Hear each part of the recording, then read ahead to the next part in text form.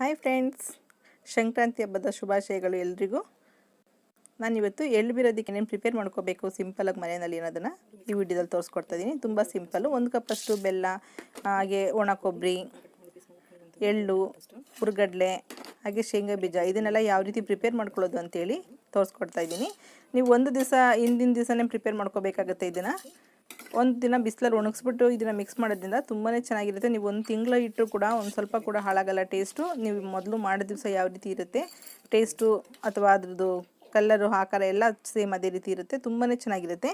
ಏನೇನು ಬೇಕು ನೋಡೋಣ. ನಾನಿಲ್ಲಿ 1.5 ಒಣ ಕೊಬ್ಬರಿ ತೊಗೊಂಡಿದ್ದೀನಿ. ಅಂದರೆ ಕಟ್ ಮಾಡಿ ಮೊದಲು ಒಣ ಕೊಬ್ಬರಿ ಚೆನ್ನಾಗಿದೆಯಾ ಚೆಕ್ ಮಾಡಿಕೊಂಡು ಆಮೇಲೆ ನೀವು ಈ ಮೇಲ್ಗಡೆ ಸಿಪ್ಪೆನ, ಬ್ರೌನ್ ಕಲರ್ ಸಿಪ್ಪೆನ ನೀವು ತುರ್ಕೋಬೇಕಾಗುತ್ತೆ. ನೀವು ಉಂಡೆ ಇದ್ದಂಗೆ ತುರಿದ್ಬಿಟ್ಟು ಕೆಲವೊಂದು ಸಲ ಒಳಗಡೆ ಓಪನ್ ಮಾಡಿದಾಗ ತುಂಬ ಹಳೇದಾಗೋದ್ರೂ ಕೂಡ ಕೊಬ್ಬರಿ ಚೆನ್ನಾಗಿರಲ್ಲ, ಸ್ಮೆಲ್ ಬಂದುಬಿಡುತ್ತೆ, ಅಥವಾ ಕಲರ್ ಕೂಡ ಚೇಂಜ್ ಆಗಿರೋ ಗೊತ್ತಾಗಲ್ಲ.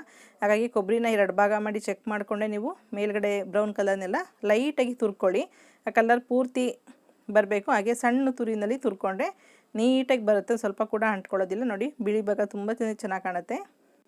ಈ ಒಣ ಕೊಬ್ಬರಿ ಈ ತುರಿ ಏನಿದೆ ಬ್ರೌನ್ ಕಲರು, ಇದನ್ನು ಎಸೆಯೋದು ಬೇಡ.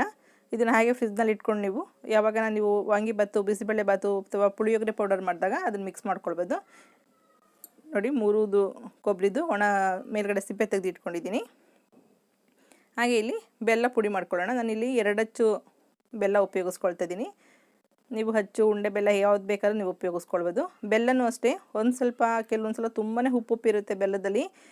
ನೋಡಿ, ಒಂದು ಸಲ ನಾನು ಹಾಗೆ ತೊಗೊಂಡು ಬಂದು ಪೂರ್ತಿ ಎಳ್ಳು ಬೆಲ್ಲ ತಿನ್ನೋದಕ್ಕೆ ಆಗಿಲ್ಲ, ಅಷ್ಟೊಂದು ಉಪ್ಪು ಮಿಕ್ಸ್ ಆಗಿಬಿಟ್ಟಿತ್ತು ಬೆಲ್ಲದಲ್ಲಿ. ಬೆಲ್ಲನ ಒಂದು ಸ್ವಲ್ಪ ಟೇಸ್ಟ್ ನೋಡಿ ಬಳಸಿದ್ರೆ ತುಂಬಾ ಒಳ್ಳೆಯದು ಅನಿಸುತ್ತೆ. ಇದಲ್ಲದೆ ಇದ್ರ ಜೊತೆ ಬೇರೆ ಯಾವುದನ್ನ ಬೆಲ್ಲ ಇದ್ದರೆ ಅದನ್ನು ಕೂಡ ಒಂಚೂರು ಟೇಸ್ಟ್ ನೋಡಿದ್ರೆ ಗೊತ್ತಾಗುತ್ತೆ ನಿಮಗೆ. ಈಗ ಸಣ್ಣದಾಗಿ ಪೀಸ್ ಮಾಡ್ಕೊಳ್ಳಿ.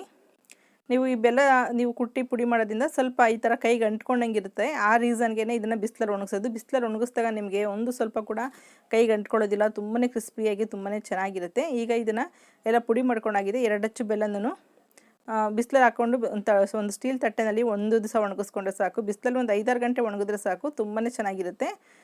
ನಿಮ್ಮ ಬಿಸಿಲು ಜಾಸ್ತಿ ಇಲ್ಲ, ಟೈಮ್ ಇಲ್ಲ ಅಂದರೆ ಒಂದು 2 ಗಂಟೆ ಆದರೂ ತೆಳ್ಳಗೆ ಒಣಗಿಸ್ಕೊಳ್ಳಿ. ಒಂದು 3-4 ತಟ್ಟೆನಲ್ಲಿ ಅದನ್ನು ಸ್ಪ್ರೆಡ್ ಮಾಡಿ, ಅವಾಗ ಚೆನ್ನಾಗಿ ಒಣಗುತ್ತೆ. ಒಣ ಕೊಬ್ಬರಿ ಕೂಡ ಈ ಥರ ಕಟ್ ಮಾಡಿಕೊಂಡು ಸಣ್ಣದಾಗಿ ಹೆಚ್ಕೋಬೇಕು.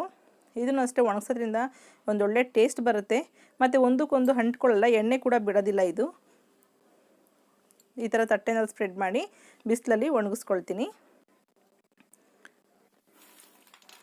ನೋಡಿ, ಈಗ ಒಂದು ಸಂಜೆ ತನಕ ಒಣಗಿದೆ. ಇದು ಮಧ್ಯ ಬೆಳಗ್ಗೆ ಹಿಟ್ಟಿದ್ದು ಸಂಜೆವರೆಗೂ ಒಣಗಿದೆ. ಈಗ ಒಣಗಾದ್ಮೇಲೆ ಅದು ಕಲರ್ ಕೂಡ ಚೆನ್ನಾಗಿರುತ್ತೆ, ತಿನ್ನೋದಕ್ಕೂ ಚೆನ್ನಾಗಿರುತ್ತೆ. ನೋಡಿ, ತಟ್ಟೆನಲ್ಲಿ ಸ್ವಲ್ಪ ಬೆಲ್ಲ ಕಚ್ಕೊಂಡಂಗಾಗಿದೆ, ಬೆಳಗ್ಗೆ ಒಣಗಾಕಿದ್ದಲ್ವ, ಹಾಗಾಗಿ ಅದು ಸ್ವಲ್ಪ ಅಂಟ್ಕೊಂಡಿರೋದನ್ನು ಈ ಥರ ಕೈನಲ್ಲಿ ಬಿಡಿಸ್ಕೊಳ್ಳಿ. ಈ ತುಂಬ ಪುಡಿ ಇದೆಯಲ್ಲ, ಇದನ್ನು ತೇವ ಇದ್ದಾಗ ಬೆಲ್ಲ ಕುಟ್ಟಿದಾಗ ನೀವು ಹಿಂಡಿಸಿದ್ರೆ ಅದು ವಿಂಗಡಣೆ ಆಗಲ್ಲ. ಹಾಗಾಗಿ ಒಣಗಕ್ಕೆ ಇಟ್ಬಿಡಿ ಪೂರ್ತಿ.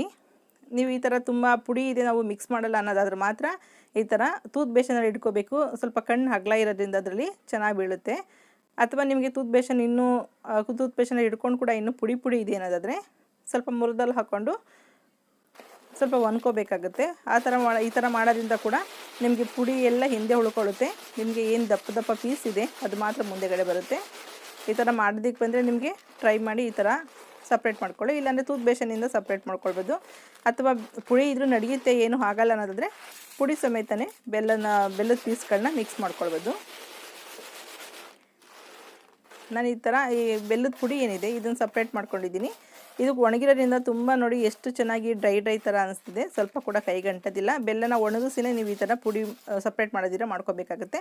ಇದನ್ನು ಒಂದು ಪ್ಲೇಟಿಗೆ ತೆಗೆದಿಟ್ಕೊಳ್ಳೋಣ. ಇದನ್ನು ನೀವು ಪೊಂಗಲ್ ಮಾಡಿದಾಗ ಉಪಯೋಗಿಸ್ಕೊಳ್ಬೋದು, ಅಥವಾ ಬೆಲ್ಲ ಕಾಫಿ ಟೀ ಮಾಡೋದಿದ್ರೆ ಬೆಲ್ಲದಲ್ಲಿ ಅದು ಕೂಡ ಉಪಯೋಗಿಸ್ಕೊಳ್ಬೋದು.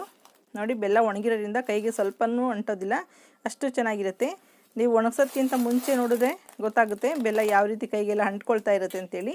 ನೋಡಿ, ಇದು ಬೆಲ್ಲ ಒಣಗಿಸೋದ್ಕಿಂತ ಮುಂಚೆ ಹಸಿ ಬೆಲ್ಲ, ಇದು ಎಷ್ಟು ಮೆತ್ತಗಿದೆ. ಇದನ್ನು ನೀವು ಬಿಸಿಲಿಗೆ ಇಟ್ಬಿಟ್ರೆ ಒಂದು 3-4 ಗಂಟೆ ಬಿಸಿಲಲ್ಲಿ ಒಣಗಿದ್ರೆ ಸಾಕು, ತುಂಬಾ ಕ್ರಿಸ್ಪಿಯಾಗಿ ಈ ಥರ ಕಡಕಾಗಿ ಬರುತ್ತೆ. ಈಗ ಬೆಲ್ಲ ಕೊಬ್ಬರಿ 2 ಒಣಗಿಸ್ಕೊಂಡ್ರೆ ಸಾಕು. ನೀವು ಬೆಳಗ್ಗೆ ಎಲ್ಲ ಕಟ್ ಮಾಡಿ ಒಣಗಿಸ್ಕೊಂಡ್ರೆ ಸಂಜೆ ಅಷ್ಟೊತ್ತಿಗೆ ನೀವು ಎಳ್ಳು ಬೆಲ್ಲ ಮಿಕ್ಸ್ ಮಾಡ್ಕೊಳ್ಬೋದು. ಈ ಪ್ರೊಸೀಜರ್ ಏನಿದೆ ಇದು ಹಿಂದಿನ ದಿನವೇ ಮಾಡಿ ಇಟ್ಕೋಬೇಕಾಗುತ್ತೆ. ನಾನಿಲ್ಲಿ 100 ಗ್ರಾಮ್ನಷ್ಟು ಬಿಳಿ ಎಳ್ಳು ತೊಗೊಂಡಿದ್ದೀನಿ.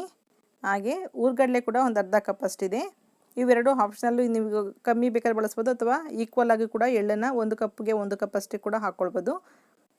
ನಾನಿಲ್ಲಿ 1/4 kg ಅಂದರೆ 1 ಕಪ್ ಅಷ್ಟು ಶೇಂಗಾ ಇದೆ, ಇಲ್ಲಿ 1/4 kg ಇದೆ.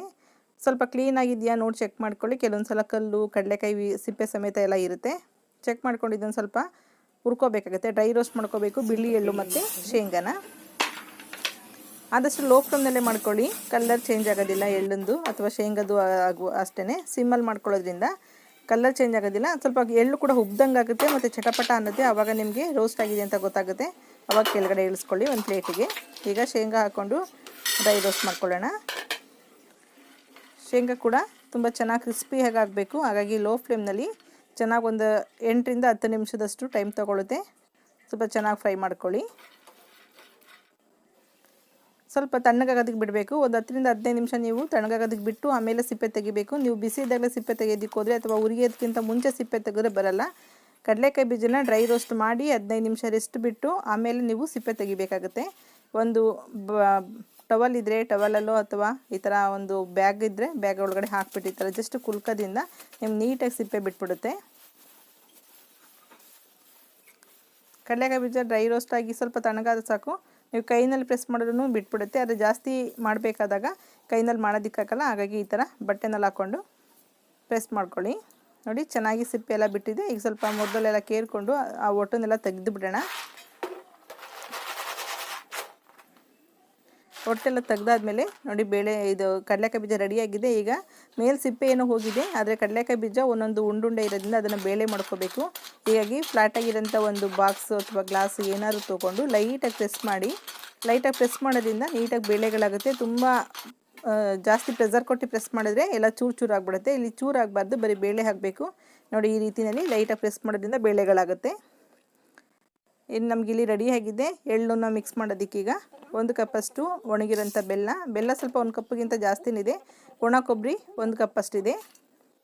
ಇವೆಲ್ಲ ಒಣಗಿಸಿರೋದ್ರಿಂದ ಒಂದಕ್ಕೊಂದು ಅಂಟ್ಕೊಳ್ಳಲ್ಲ, ಚೆನ್ನಾಗಿರುತ್ತೆ. ಶೇಂಗಾ 1 ಕಪ್ಪಷ್ಟು ಹುರಿದು ಸಿಪ್ಪೆ ತೆಗೆದಿರೋಂಥದ್ದು. ಹುರ್ಗಡ್ಲೆ ನಾನು ಕ್ರಿಸ್ಪಿಯಾಗಿರೋದ್ರಿಂದ ಅದನ್ನು ರೋಸ್ಟು ಮಾಡಿಲ್ಲ, ಬಿಸಿಲು ಕೂಡ ಹಾಕಿಲ್ಲ. ಹಾಗೆ ಎಳ್ಳು ಹಾಕ್ಕೊಂಡಿದ್ದೀನಿ 100 ಗ್ರಾಮ್ನಷ್ಟು. ಎಳ್ಳನ್ನು ಇನ್ನೂ 100 ಗ್ರಾಮ್ನಷ್ಟು ಕೂಡ ನೀವು ಡ್ರೈ ರೋಸ್ಟ್ ಮಾಡಿ ಹಾಕ್ಕೊಳ್ಬೋದು. ಚೆನ್ನಾಗೆಲ್ಲ ಮಿಕ್ಸ್ ಮಾಡ್ಕೋಬೇಕಾಗುತ್ತೆ. ನೀವು ಇದಕ್ಕೆ ಎಕ್ಸ್ಟ್ರಾ ಸಿಗೋಂಥ ಸಂಕ್ರಾಂತಿ ಎಳ್ಳು ಅಂತ ಸಿಗುತ್ತೆ ರೆಡಿಮೇಡು, ಅದು ಅಥವಾ ಜೀರಾ ಸಿಗುತ್ತೆ, ಕಲ್ಲರ್ ಜೀರಾ, ಅದನ್ನು ಕೂಡ ಹಾಕ್ಕೊಳ್ಬೋದು. ನನ್ನ ಮನೆಯಲ್ಲೇ ಏನು ಸಿಗುತ್ತೆ ಅದನ್ನೇ ಮಾಡಿರೋದ್ರಿಂದ ನಾನು ಅದನ್ನು ಎರಡನ್ನೂ ಇಲ್ಲಿ ಮಿಕ್ಸ್ ಮಾಡಿಲ್ಲ. ನೀವು ಪ್ರತಿ ಸಲ ಎಳ್ಳನ್ನು ಕೊಡಬೇಕಾದಾಗಲೂ ಅಷ್ಟೇ ಕೆಳಗಡೆಯಿಂದ ತೊಗೊಳ್ಳಿ. ಎಳ್ಳು ಸಣ್ಣ ಇರೋದ್ರಿಂದ ಕೆಳಗಡೆ ಹೋಗಿ ಕೂತ್ಕೊಂಡಿರುತ್ತೆ. ಹಾಗಾಗಿ ಕೆಳಗಡೆಯಿಂದ ತೊಗೊಂಡು ಕೊಡೋದ್ರಿಂದ ಎಳ್ಳು ಎಲ್ಲರ ಜೊತೆ ಮಿಕ್ಸ್ ಆಗುತ್ತೆ. ಓಕೆ ಫ್ರೆಂಡ್ಸ್, ನೀವು ಸಂಕ್ರಾಂತಿಗೆ ಒಂದು ಸಲ ಇದನ್ನು ಟ್ರೈ ಮಾಡಿ. ನಿಮಗೆ ಇಷ್ಟ ಆಗುತ್ತೆ ಅಂತ ಅಂದ್ಕೊಂಡಿದ್ದೀನಿ. ಇಷ್ಟ ಆದರೆ ಲೈಕ್ ಮಾಡಿ, ಶೇರ್ ಮಾಡಿ, ಸಬ್ಸ್ಕ್ರೈಬ್ ಮಾಡಿ. Okay bye, thank you.